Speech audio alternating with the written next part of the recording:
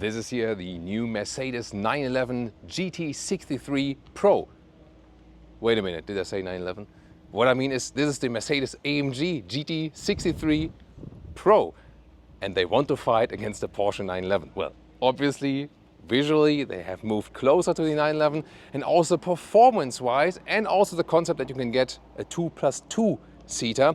So everything sets sails on Porsche 911 customer, but does it work? Especially here with the new Pro model that is supposed to be even sportier and even more optimized for the racetrack, where we are also today, and we'll test drive this one here on the racetrack and solve the question: can it be somewhat a competitor to a true 911? Let's find out. I'm Thomas, this is Autogefühl in 4K, full screen, full length. Let's go with the front.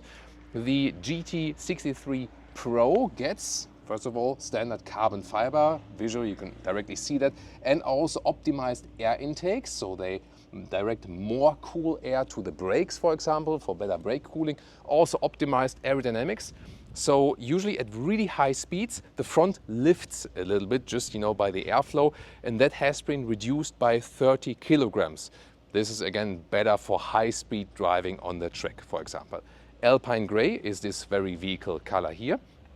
And you have standard also 21-inch wheels, forged one. This is also of this Pro package, reduces the weight, and these carbon ceramic brakes are also standard. So basically, if you think about a GT63 and then add all the extras and make it as sporty as possible, horsepower-wise, there is this new performance plug-in hybrid available as well, but this one here is still the sportiest one in the sense of best for the racetrack, because the plug-in hybrid, of course, then also adds more weight. And my neighbor actually has recently bought a GT63, and maybe I can tease him a little bit with that there's still something on top of that here today. So best greetings, Thomas.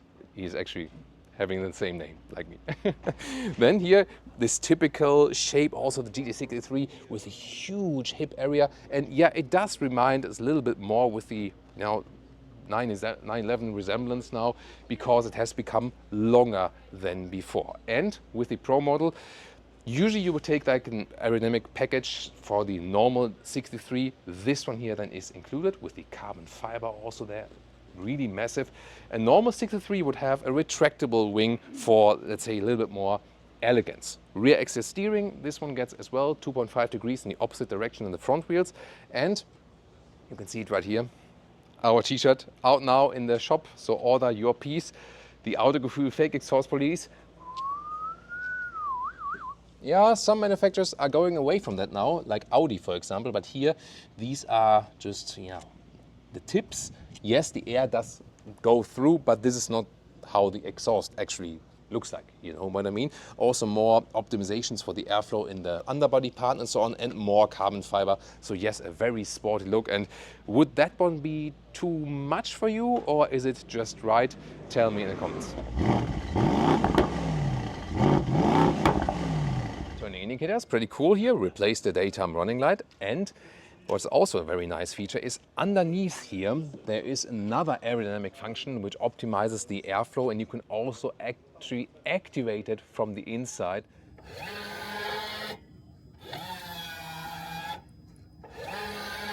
You can also see some water. There was like a lot of rain here in the morning, and there was obviously some water stored. And a quick technical deep dive. So here is the underbody of the vehicle, and then this whole plate here actually lifts down in the front like this. So this is actually what we see there on the outside, and they are actually there's an electric motor that is putting that down, and it's connected then to the front of the vehicle with the rubber lip. So it's not that we blow air there into something, even though it looks like that. It's just like really a mechanical movement then, and it moves like this. And then the airflow is actually being speeded up.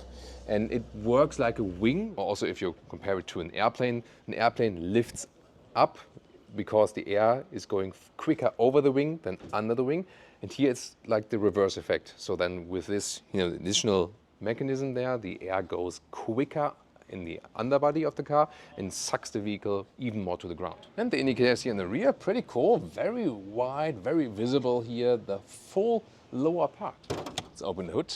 By the way, double wishbone in the front for this one here. adaptive suspension. You can set it with the driving modes and also an anti-roll control. And under the hood, we have the 4-liter V8 bi-turbo. Normally in the 63 with 585 horsepower, here 612 horsepower, so a little horsepower upgrade, and also 850 Newton meters of torque instead of 800. And this does not change the 0 to 100 kilometers an hour or 62 miles an hour figure, which is still at 3.2 seconds.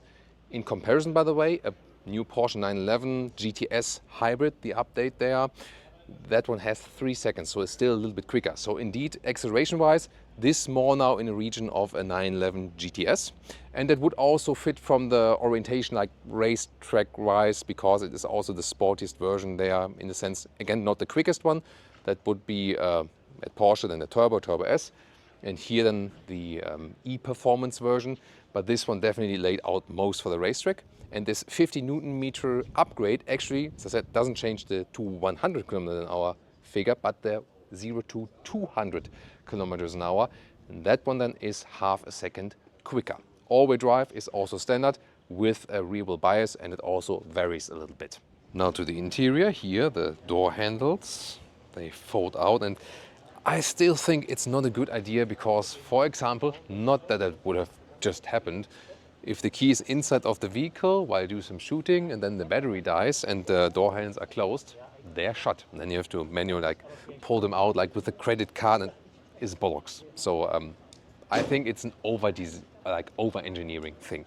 Then door closing sound. That's actually pretty cool.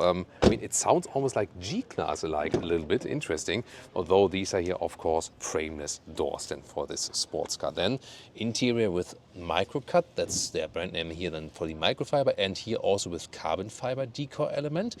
We also have somewhat covering here on the inside of the doors, AMG entry badge, and this steering wheel is available here also with microfiber at the sides. There's even one with carbon fiber at the top. Then I would probably pick these. Usually for the GT, here the AMG GT, you would also get normal sport seats. However, for the 63 Pro, these performance seats, these bucket seats are standard actually. And they also come in here with the microcut microfiber. Yeah, I also like to comp them in a proper direction, and it looks better actually. And of course they are, they're holding you tight. And the comfort, that is a thing at Mercedes in general at the moment, is that the seating comfort is really behind the competition. And these performance seats, the bucket seats, are really stiff. So that's something on the negative. On the other end, on the track, they will give us an advantage because they are keeping me tighter, definitely. With 189, 602, there's some headroom left. There's even a panoramic roof here available for the 63 Pro. So this is here like the performance-oriented thing, but you could even get the 2+2 version here. So at the moment here, you can see that there's nothing behind me really, just this wall. I could put a bag here theoretically, for example, also from the inside, but you can also get the 2+2 seater version. We had it in the normal 63 version, and as I said, it's also available here for the Pro model. Then this cockpit overview here with the horizontal stress. In this case, yellow contrast stitches, but you can also get different colors, of course. I really like the turbine air vents here. They also have clicking sounds, and they look pretty amazing. And they also have like, you can turn them around like this in the round style. It feels really nice. Glove box is here. Smooth. Down again. Maybe this could be a little bit more even here from the contrast stitches. Then also some carbon fiber here for the middle console. It's really large. Here then, however, high gloss black. You slide this open, and you have the cup holders, USB-C chargers, and inductive charging pad.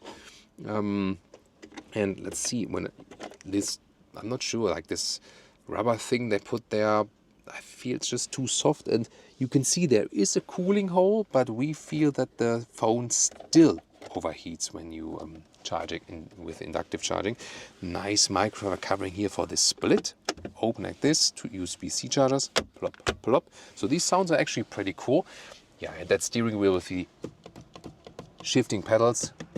And there will be in the racetrack driving moderation soon be upcoming a new mode that you not only see visually when you have to shift in the manual shifting mode, which you can activate here, but also an acoustic feedback. So we're gonna try it out and see how that one goes. And here's steering wheel with #capacitive BS buttons. So yeah, not my favorite, honestly, here for the cruise control, for example. This is actually pretty cool. You can activate the special exhaust sound, for example. This one is then here for this additional lip in the front from the lower body, and then you can switch through different stuff here. And here then the driving mode selector, you can easily control it while driving, so it's good to have that on the steering wheel.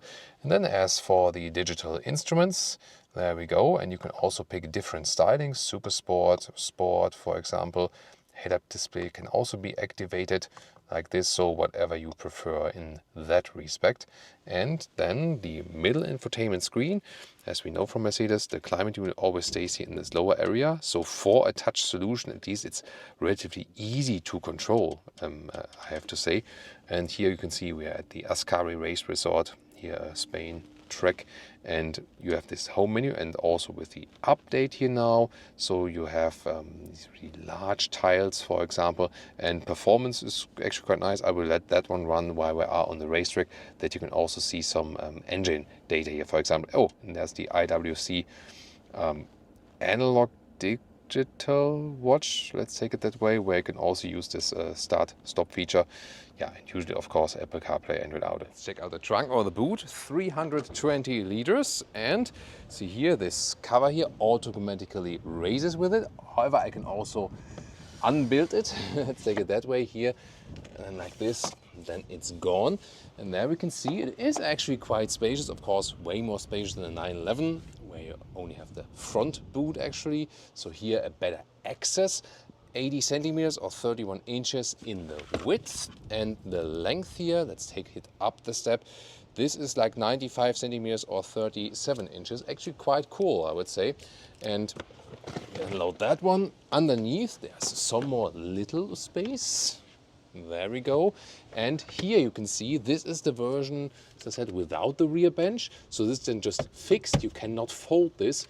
If you would have the version with the rear bench, which is also available for the GT Pro, GT63 Pro, then you could fold this here. We had that actually in another video we did earlier with the normal 63 version.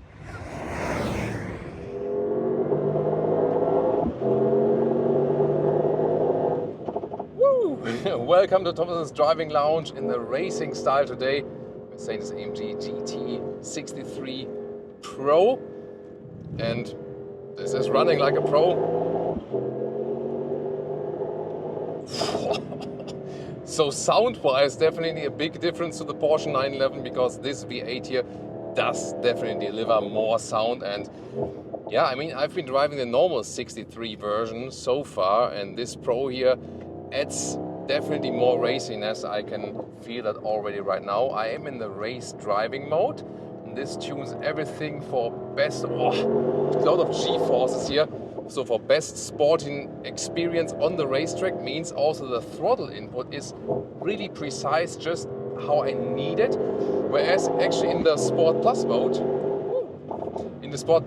you have more throttle input on the first push. So, but here they try to make it as natural as possible. Hard on the gas, so that was really, really quick already. Good performance also sideways. 200, 210, so that was more than 125 miles an hour. Wow, this hooks up very well. I mean, this Ascari racetrack is treacherous, and it's still somewhat wet in some parts, so really have to be careful, because yeah, this this Mercedes 911 is a little bit more loose. I mean, you can also deactivate ESC and so on if you really want to play with it. But I would actually say that the 911 feels a little bit more balanced, whereas this one is somewhat more V8 aggressive and so on, you know what I mean? So yeah, very subjective feeling definitely, but definitely performs super, super well here on the racetrack. And there are some parts like this one here, like this corner. When I was there on the, like the first time, you underestimate how sharp the corner is, and sometimes then you could just go straight, and almost all the professional race drivers did the same at the first. Pretty funny stuff then. yeah, it's really nice feeling on the throttle. Also, these carbon ceramic brakes give us good braking performance, so you can really feel that, very finely tuned. And indeed, double wishbone in the front, what we have here, gives me the stability I need as well. Now this here like a slower S chicane, really have to use the brakes right there.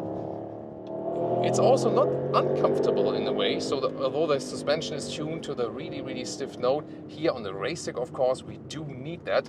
And there is a suspension difference between Sport and Sport Plus, but not anymore between the Sport Plus and the race mode. Then the suspension is already the stiffest note.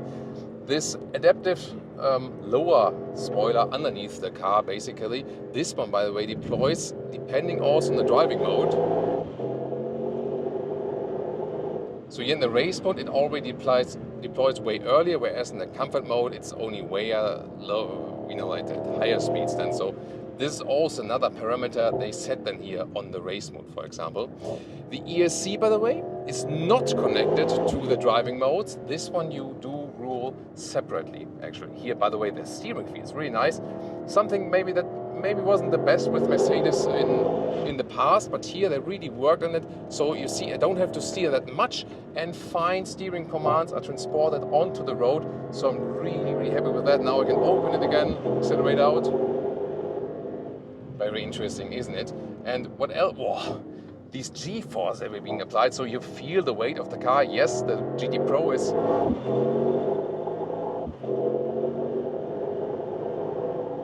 I always pause that you can hear the acceleration definitely. So the GT63 Pro is not as heavy as the plug-in hybrid model, but still, yeah, I would feel the 911 feels a little bit lighter on the track, definitely a little bit better balance in the handling. But this one actually, I would say, more for the aggressive driver in that way. You know what I mean.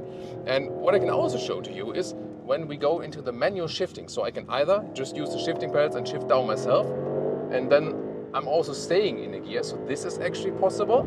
And when you see, it's still the car shifted up itself. So this does happen. However, when I now activate here the manual shifting mode at the steering wheel, then I'm really into hard manual shifting mode.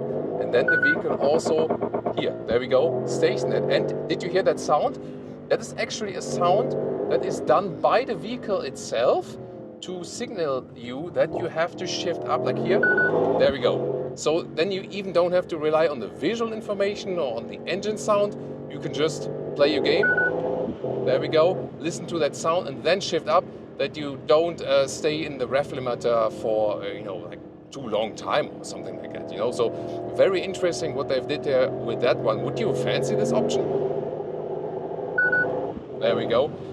However, you don't have to use it. You can also deactivate it, so you can use the manual shifting, and at the same time do not use this sound. So it's something optional. If that's annoying to you, yeah, you don't have to use it. But of course, the best performance is usually when you let the car shift on its own, because then you can get maximum out of the vehicle, maximum performance here. And the car does challenge you. It is a somewhat extreme vehicle, definitely. Seats are holding me tight. These bucket seats now on the racetrack play a good job of keeping me from this left and right. Feel a lot of G-forces. So yes, although they worked on the weight, you still feel the weight of the car. It's not a light sports car, this GT here, but still they tuned it the maximum out here for the racy performance. And if you plan to use it on a racetrack, definitely do not go for the plug-in hybrid, even though it's quicker in acceleration. This one here will definitely do better here on the track. By the way, with the all-wheel drive, it can do 100% rear, but it can do maximum 50-50 rear front. So it also varies a little bit, but definitely always a rear wheel bias. And what I really have to say, the longer I drive here, so I was with the 911 GTS hybrid on this very track, and I really have to say this one here requires much more strength. So you feel it pushes you further, and really have to say the 911 is the easier car to drive, and I could take like double or triple the laps with the 911, whereas here, I mean, I'm in training my whole life, and I've been driving motocross and everything, and I'm still like constantly working out. So I'm fit, you know, but you feel how much toll it takes on your body, these G-forces, and you can only imagine how professional race drivers are being tormented in their vehicles, and what forces are being pushed and pulled from the body. That's really super extreme. Yeah, and this also tells you a lot about the difference here, you know. So for the track, to drive, twice, 3 times the lap amounts or something, I would still take the 911. Weight savings here with this one here, by the way, 20 kilograms in comparison to the normal 63, but that means still 1,950 kilograms, so almost 2 tons. And the Porsche 911 GTS Hybrid, the new one, is 355 kilograms lighter. And that is the main thing I have felt here on the racetrack. The car does still feel heavy, and that's why it also took so much toll on my body and was actually like a lot of work to do it here on the track. So now I have to tell my neighbor Thomas that this one here is 40,000 euros more expensive than the one you bought actually. So a normal 63, one at 80,000 euros or dollars. This one here at 220,000 euros. So yeah, there's like 20,000 euros equipment in it, which you would otherwise go for it optional. But still, this horsepower upgrades, some of the aerodynamic tweaks and so on, this then still comes on top. So yeah, you can decide if you want to buy a flat or then this vehicle here, for example, also for the racetrack. And it has been really interesting to drive it on the track, yes, and it has great performance. The main thing is, even if this one here has no hybrid in it and so on, a Porsche 911 will always be lighter and still more suitable for racetrack driving only. This one you would pick, yes, it does work on the racetrack. We have a lot of fun with it. It's a little bit, let's say, a little bit more brutal in a way. That's not as balanced as the 911. Let's take it that way. And that can be a pro or a con. And if you mainly drive it on the motorway and in the city, then probably you would rather care about like brand image, which one you like best, and also about the design, because design-wise, definitely this one also works very, very well. Or what do you think? Tell me your comments, and then check out the normal 63 version or, of course, the 911 GTS.